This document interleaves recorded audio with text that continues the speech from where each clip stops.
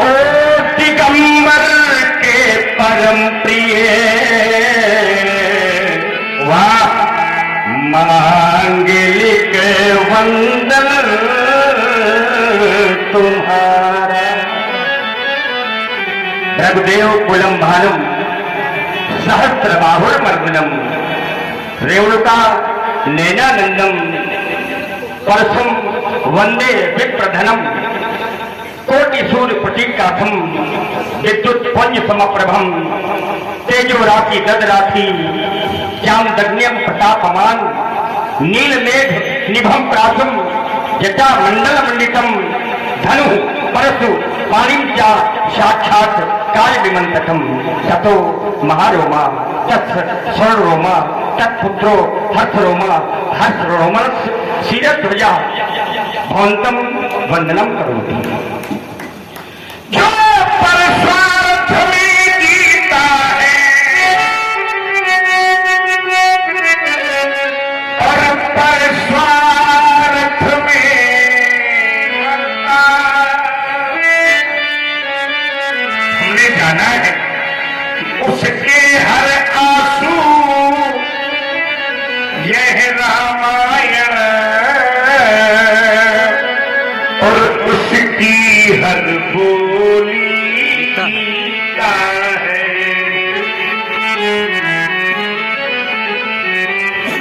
सतत साहित्य साधक गंभीर तत्वान्वेषण भाषा भागीरथी के दिव्या वगाहत। अगर मैं कहूं कि तुम आचार्यों में श्रेष्ठ हो तो कोई अतिशयोक्ति नहीं होगी। कविकुल कुमुद कलाधर कविता कानन केशरी काव्याकार इस दिवाकर में सरस्वती की कृपा है तुम पर। अगर मैं ऐसा भी कहूं तो ये भी अतिशयोक्ति नहीं होगी। इसलिए राजन,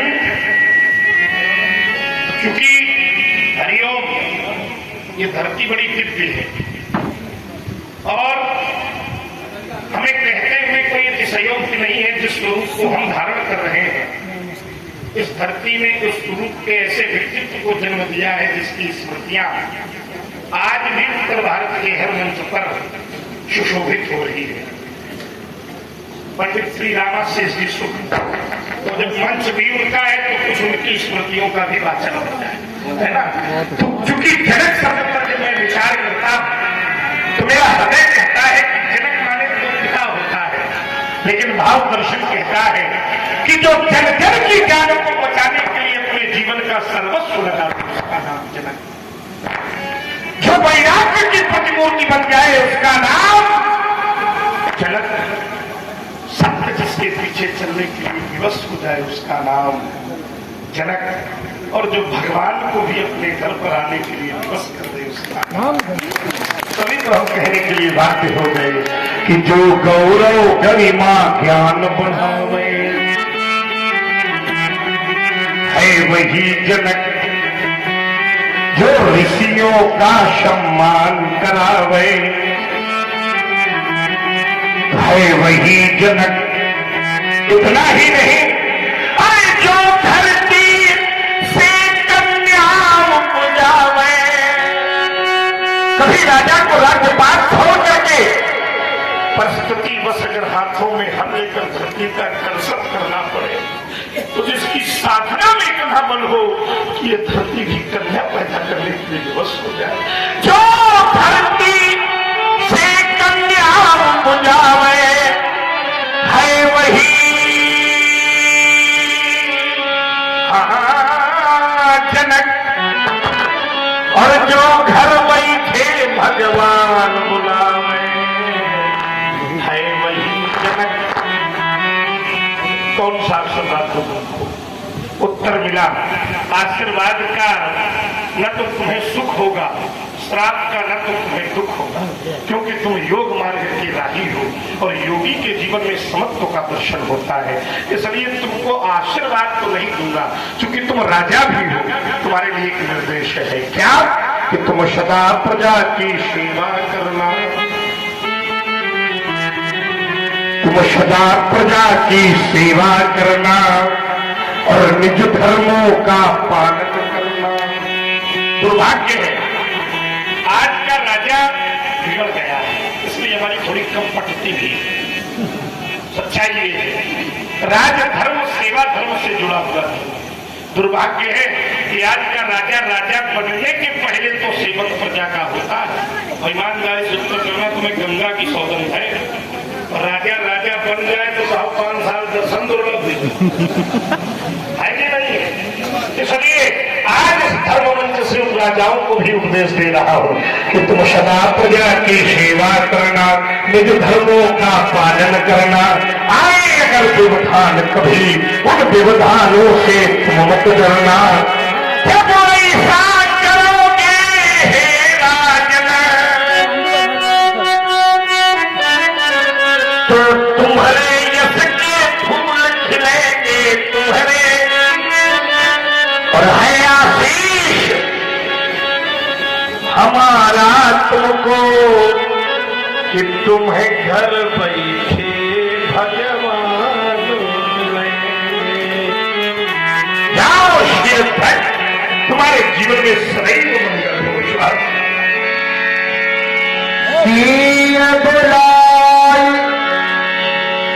प्रणाम करावा, प्रणाम करा। आओ बेटी आओ, और इधर देखो, ये है श्री घटवंश विभूषण भार्गव पूज्य परशुराम जी हैं। बेटी अपने दोनों हाथ जोड़कर इनके श्री चरणों में प्रणाम करो बेटी, इन्हें प्यार करो। ये बालिका कौन है? बिटिया है हमारी। अब देखो, यहाँ भी साहित्य में परखी लगा।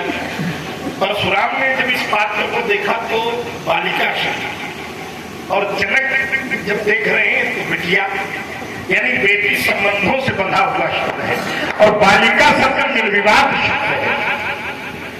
स्वामी जी कहा करते हैं बालिका माने क्या होता है, तो उत्तर मिला जिसे अपने बल का बोध न हो उसका नाम,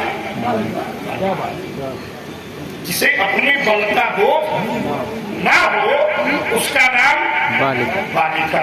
किसी ने कहा कि कितना बल है, तो बोले जो प्रकृति को भी अपने अंदर समाहित कर सके उसका नाम,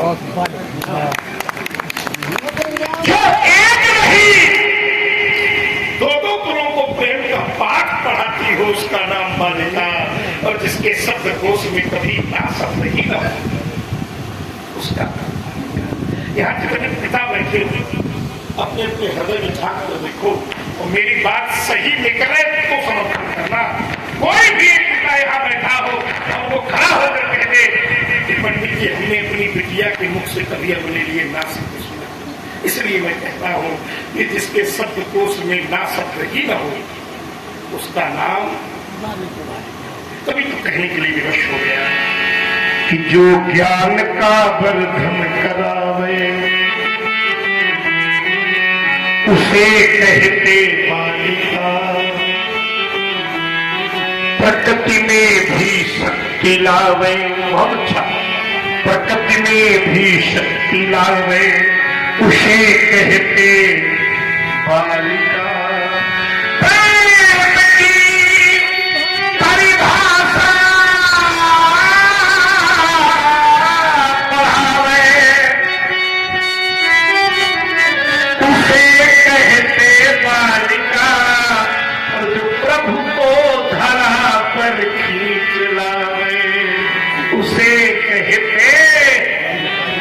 राजा जनक बार बार तुम्हारी बेटी को देखता हूँ, तो न जाने क्यों ऐसा लगता है जैसे मेरी मैया घबरा ही तुम्हारे घर पर बिटिया बनकर प्रकट हो गई है। माँ, क्या तुमने अवतार ले लिया? मैया, अगर तुमने सचमुच अवतार लिया है तो तुमसे कहना है, अरे यदि आना ही अम्ब था,